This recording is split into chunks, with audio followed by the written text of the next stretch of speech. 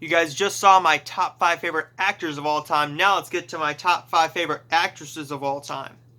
Or working today. I'm going to leave that in there. I'm not going to refilm this. My top 5 favorite actresses working today, along with 4 honorable mentions. Let's get into the honorable mentions first. The first one is Ana de Armas. I just saw her in Knives Out, and I just saw her in The Night Clerk, which I am going to be reviewing later on today. She's also in this.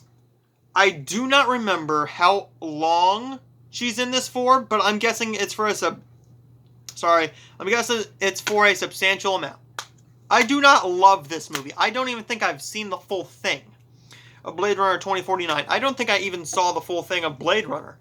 So later this month, you're going to have to hold me to this. That I need to watch Blade Runner and Blade Runner 2049 as a double feature back to back. Joe Martinez and Marie, I want you to hold me accountable for that. Message me next week. Actually, message me later this week and remind me to pull both Blade Runner movies out and tell me to watch them.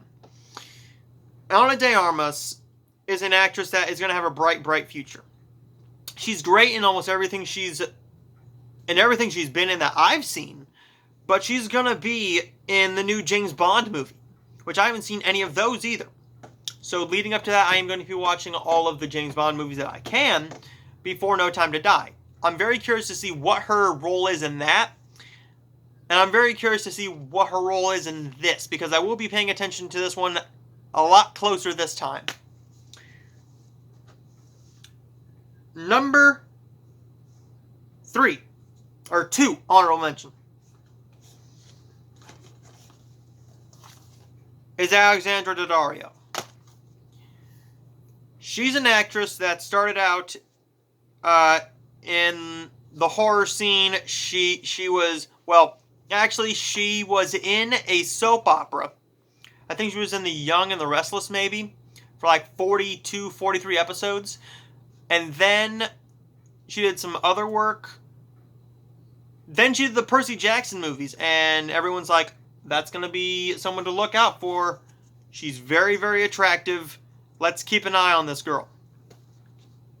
We got her in Texas Chainsaw, which I have not seen. I have not seen True Detective either, but I know she has a very interesting scene in that. And yes, I have seen it. Thank you, John Campea, for letting me know that scene actually happened, because I am like, she's never going to do a scene like that. Well, she did. Alexandra Daddario is just a fantastic actress when she does stuff like this.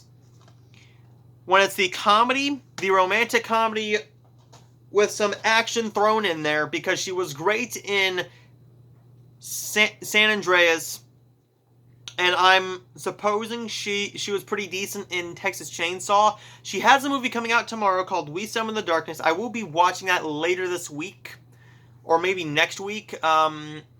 I'm scared by it. I'm going to have to wait for a couple more reviews to come out, and it has a certain theme in it that I'm not too comfortable with. But if it has her in it along with Johnny Knoxville, there's a good chance I'm going to see it this year sometime. Next up is one of my favorite actresses pretty much of all time, but she's still working today. First time I saw her was as Jackie Burkhart in That 70s Show. And that is Mila Kunis. Yes, I do own American Psycho 2. I don't think it's that bad of a movie. I actually think it's not that bad. I think it's really, really enjoyable, actually. She's an actress that she knows what she's doing with comedy. She sticks to her roles. She knows what her genre is. And she's just an actress that I love to death. She is an actress that doesn't pick the best roles sometimes with The Spy Who Dumped Me, which I don't think I'm ever going to watch that again. But I enjoy her style of acting. I think she's very cute, but she's also good at the comedy. We don't have a lot of comedic queens now. We don't have a lot of funny women out there. Now, we have Tiffany Haddish, but she's getting old fast. She's just getting way too, this is my style, and just like it. And Mila Kunis has a feel of, I don't care if you like me or not. I'm here to stay. I have been here for years, and you have heard my voice for over 20 years on television thanks to Family Guy. So, either way, she's getting paid, and she's consistently working. When she's not pregnant, or when there's not a pandemic, she's consistently working. My last honorable mention is Emma Stone. I love Emma Stone to death. I have loved her since probably Zombieland, when I am like, that's a good actress right there. She's a good actress. I have not seen The Help. Then I saw La La Land. And I'm like, oh, this is one to watch. This is a girl to watch. One of my favorite movies of all time, by the way, and a movie that should have won Best Picture. And it did, but I believe that I'm going to keep my damn mouth shut on that one. La La Land with Emma Stone is just magic to me. She was also fantastic in this film here, which I don't hear anybody talk about now, and I completely get why. That's The Favorite. It's a movie that was Oscar bait. It was an Oscar bait movie that I really wanted to see.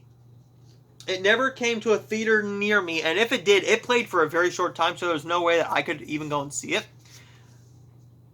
So last year, before the Oscars, I watched The Favorite. And The Favorite is a very funny movie that I had no idea what it was about, and you can't imagine how shocked I was about what it was about. But Olivia Colman gave a fantastic performance, along with Rachel Weisz and Emma Stone. Love Emma Stone to death. Now we're going into my top 5 favorite actresses working today, and then I got a couple reviews for you guys. So, number 5 is Anya Taylor-Joy. She is an actress to be watching. She's in my favorite film. She stars in my favorite film of the year right now, and that is Emma. She has Last Night in Soho coming out as well.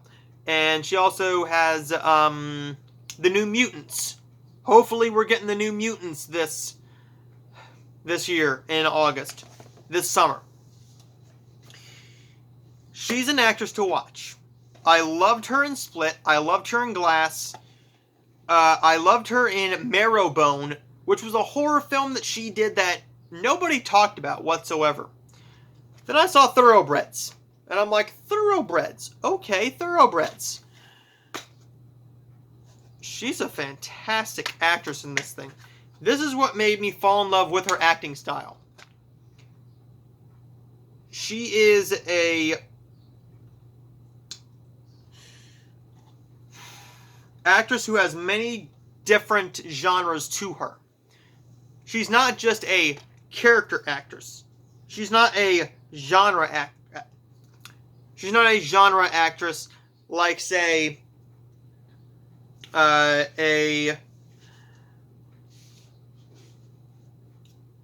where Paul Walker and The Rock are action guys, or Vin Diesel is a action actor. She has horror. She has comedy. She has period piece. She has everything under her belt right now. And I'm really looking forward to seeing what she has coming out later this year. Whether we do get The New Mutants or not, she's going to be fantastic in it because she is one of the best actresses working today. She's a actress to watch, just like every single other person that I have named so far on this actress list. Next up is Florence Pugh. She had one hell of a year last year. she had a fantastic year. Starting off with Fighting with My Family. I was very interested in this. As I've already said, I'm a huge wrestling fan. Love the WWE to death. It's my second favorite thing next to movies. As a matter of fact, in about a half hour, it's Monday Night Raw time. So, she plays Paige in this. I had some problems with this movie, but it was not with... No, sorry. It was not with the performance by Florence Pugh. She's fantastic in this. My problem with it was the actual execution and the story. And some things that they changed. Because as somebody who knows what actually happened, because I saw it happen, but I do go into that in my review for it. But this movie, this Blu-ray, actually, I have a funny story about it. I actually got this. I actually got this in a contest, thanks to Absolute Sublime 1. He did a Blu-ray giveaway. Universal was sending 5 copies of this, one to each person, and all you had to do was name your favorite superstar today or of all time, so I did both. And my comment was picked, so I got this absolutely free. Brand new, factory sealed, sent in overnight shipping, which is expensive as hell, from Universal. Next up is Samara Weaving. I love Samara Weaving to death, so much so that this week I'm going down to rent her newest film that came out from Lionsgate and Grindstone Entertainment, called Last Moment of Clarity, I think. She's fantastic in both these movies, and she's also fantastic in The Babysitter. I was scared when she did The Babysitter because I had not seen her before, and I'm like, oh, it's just another hot girl who's going to be, hey, look, I'm in a bikini, and then I'm going to be this horror chick. Then I saw her in Ready or Not, and I'm like, okay, here we go. We're starting to get more of her in there. And I loved her in this. She is fantastic. She's probably the best part of the entire movie, but the whole movie is fantastic. Guns Akimbo sealed it for me. She's one of my favorite actresses working today. She has not done a bad project yet. I just binged her miniseries, Hollywood, on Netflix, and I don't binge series at all. New series at all.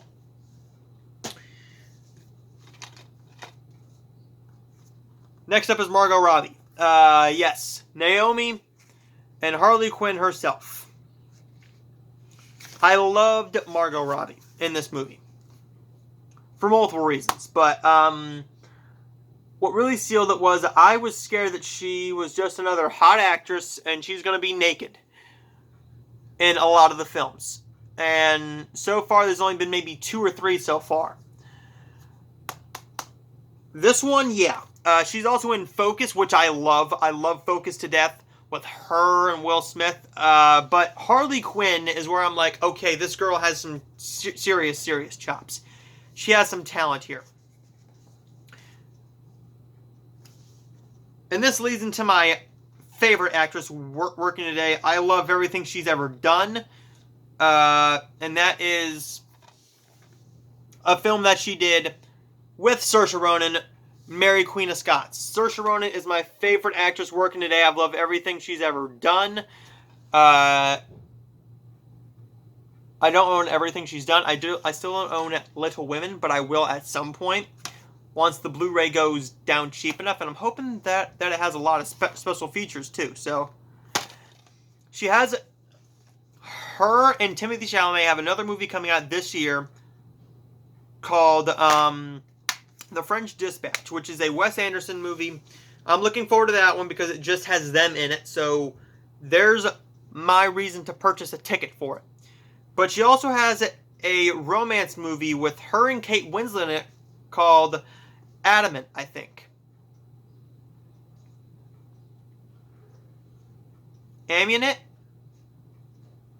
Ammunity.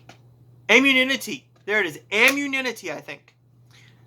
She's probably going to get nominated, and that movie is probably going to get nominated for cinematography and costume design at the least, because it's the period piece movies like this, Emma, Little Women, Phantom Thread, Darkest Hour, the period piece movies where you know what you're getting, but they're just going to get costumes.